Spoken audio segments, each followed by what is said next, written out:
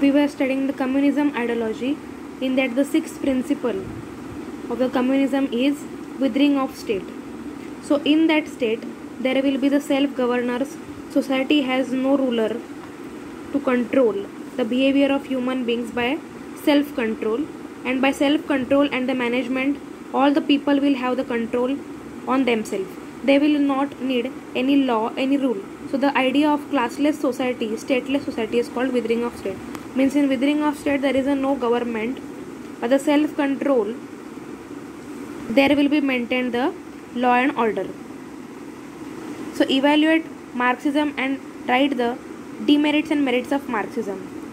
Do the comparative study of Marxism with the current states. So such type of questions are asked. Next is the merits of Marxism. So great impact on mankind, great hope to workers, as the workers class was suppressed badly by the capitalist class, but by the Marxism there was a great hope to the workers. Next is clear-cut theory, terror to the exploiters. It tends to create a system of true equality. Marxism reduces the tendency of debt. It protects the rights of union. These were the merits of Marxism. Now the demerits are, it tries to abolish religion. As Marx felt that religion was used to control people, Marxism would not allow people to be free by choosing their spirituality. He said that religion is a opium. Religion makes people non-active, non-creative, according to the Karl Marx. So he wants to abolish the religion.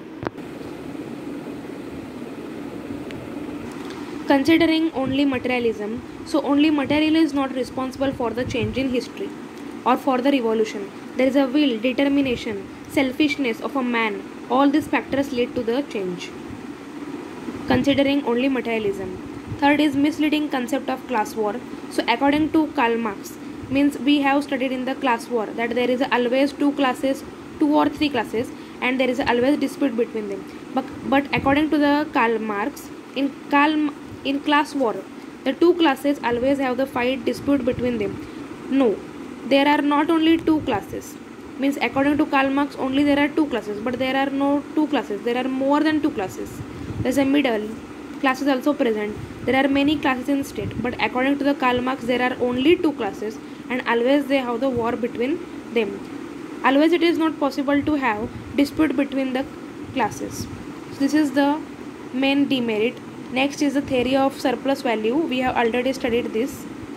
The theory suggests that the labor is the only main factor of the production, but there are many factors which are also responsible for the production of cost. Factors like the land, management, money, machinery, raw material, all these things are responsible for manufacturing the community. So the theory of surplus value is wrong. Means only labor is not the important factor. All these factors are also important. And fifth is the withering of a state. So here a classless or a stateless country, a stateless society was said in the withering of state. Withering of state is a imaginary concept. It's a myth. It is not possible to form a reality. In communist states like Russia, China, Japan, today they are exit. In reality, they are vanished. The importance of a state was rejected by the Karl Marx in his ideology. State is a very important factor, but in the Karl Marx, the importance of state was rejected. So the important questions may be asked: what is Marxism? Write any principle of Marxism. What is the materialistic interpretation of history? This is the second principle. What is the theory of surplus value? Third principle. Then merits and demerits of Marxism.